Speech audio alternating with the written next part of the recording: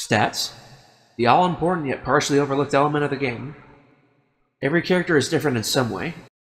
In a good way or a bad way, all of it's determined by the numbers game. If a series of arithmetic visuals give you a headache, I promise that it will be dumbed down as much as possible. Base stats. Life. The amount of HP for your character. These not only keep you alive, but they also provide you a way to gain additional CC by taking damage. For every 17 to 18 points of damage you take in one move, you gain 2 additional CC. The stat also directly influences the way 2 healing cards work. Dende and Resurrection both heal based on the percentage of your maximum life.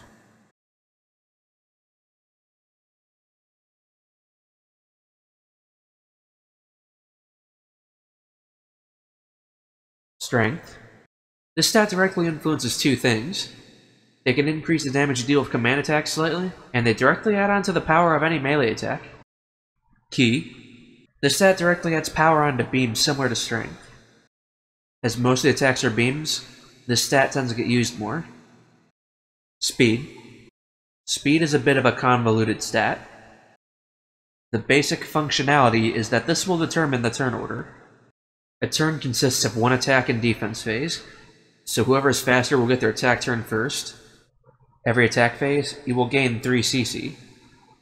If speed changes and one becomes faster than the other, the turn order will flip at the start of the next turn. If used in the defense phase, this means the player can have 2 back-to-back attack phases, and that can very easily be what wins you the match. There's 2 other not-so-well-understood functions determined by speed. Speed will directly influence accuracy and evasion. The higher your speed is, the more likely you will not be blocked by the enemy. On the flip side, the higher your speed is, you will also be more likely to block or dodge enemy attacks. Unfortunately, speed stars aren't very useful against the AI due to them having such a dramatic speed advantage over you compared to human players.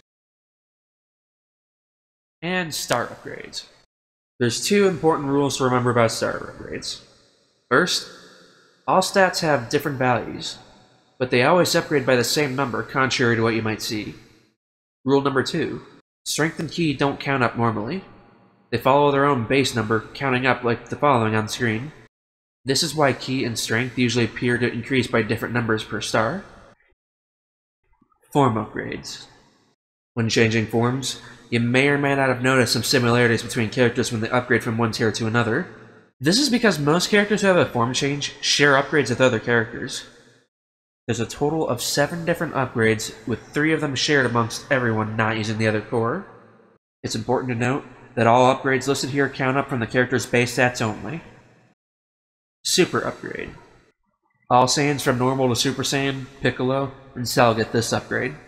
What increases for this form is shown on screen here. Going back to the Strength and Ki counter gimmick for a moment, at first glance, Vegeta looks like he gains an additional Ki, but in reality, it's visible proof that Vegeta has higher Ki than Gohan and less Ki than Goku in base form, despite what you see in the status screen. Ultimate upgrade. This upgrade is only found on 5 characters. Most of the time, the character is going from tier 2 to tier 3, but Adult Gohan is the sole exception out of this group. This upgrade only has slight increases from the super upgrade, but they do greatly influence your overall stats.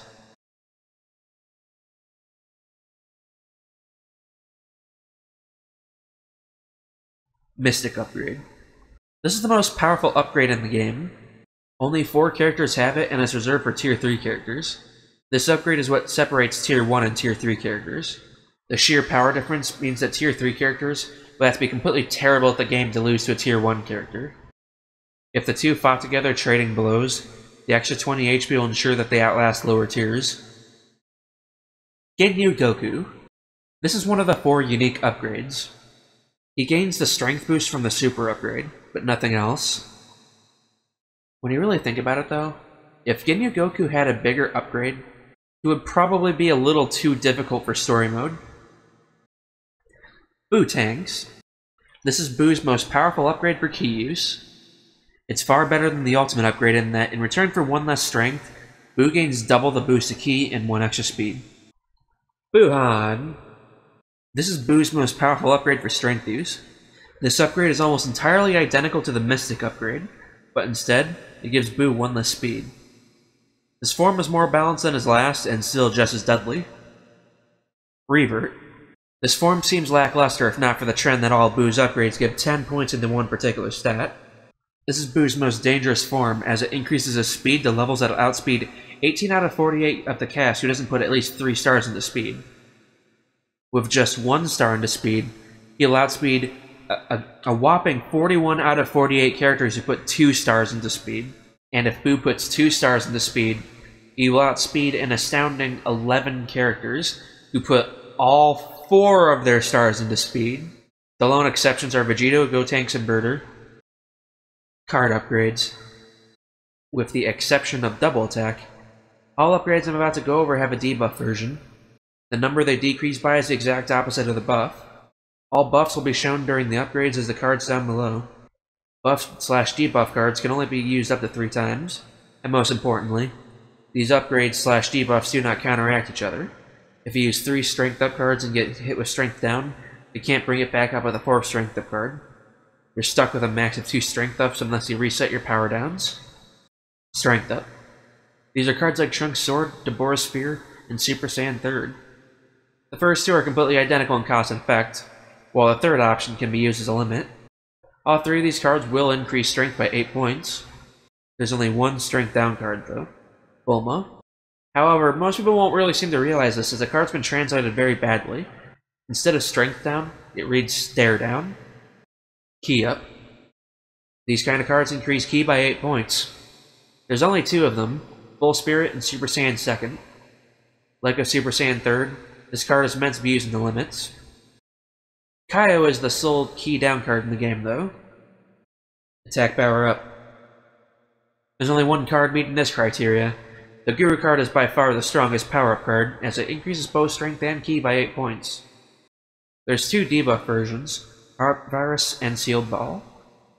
Sealed Ball would be the more appealing version if not for its accuracy enemy to speed ratio.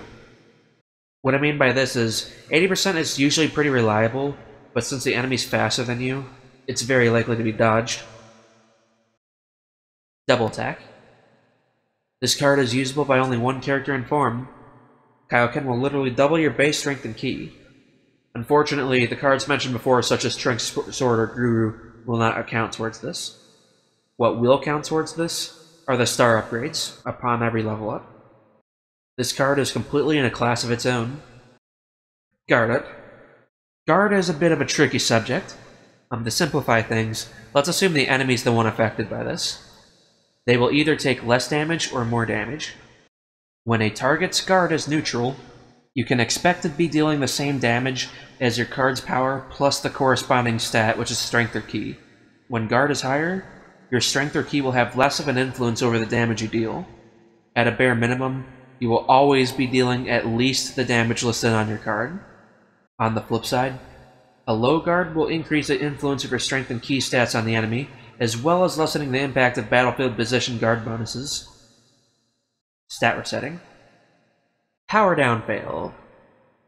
There's 2 cards that handle these, and like with strength up, 1 is completely redundant. Rejuvenation Chamber and Heart Pills will cancel any and all debuffs on the user. Parameter reset. Babidi is a card that will reset your opponent's parameters, both positive and negative, so make sure not to use this if you have been debuffing your opponent. Battlefield parameters. The balance of power changes frequently on the battlefield. Contrary to what some may think, it has nothing to do with how long the fight goes on, but rather because of a few basic moves available every turn on both phases. Gather power. Gather power is known to allow you to use limited cards, but that's not all. It's temporary, but for 4 phases, you'll also gain a +4 power bonus to strength and ki. Sometimes, this may be the difference between winning and losing. Movement. Movement is the bread to the command attack's butter. You begin in the back row, giving you the most powerful natural guard against ki. You can flip between ki guard and strength guard by choosing to be in the air or on the ground. What really matters most is the general guard you get from being in the back row. This will greatly reduce the enemy's influence on you, minimizing damage. The final and most vital part is moving up. Moving forward will turn you into a glass cannon by greatly increasing the damage you take, but in return, you gain +8 to strength and ki. Oftentimes, you will need this boost to outdamage your enemy. That's everything that influences stats. The ones that you want to remember most is battlefield positioning, gather power, and star upgrades. These will always be with you, whereas the rest depend on your deck and character choice.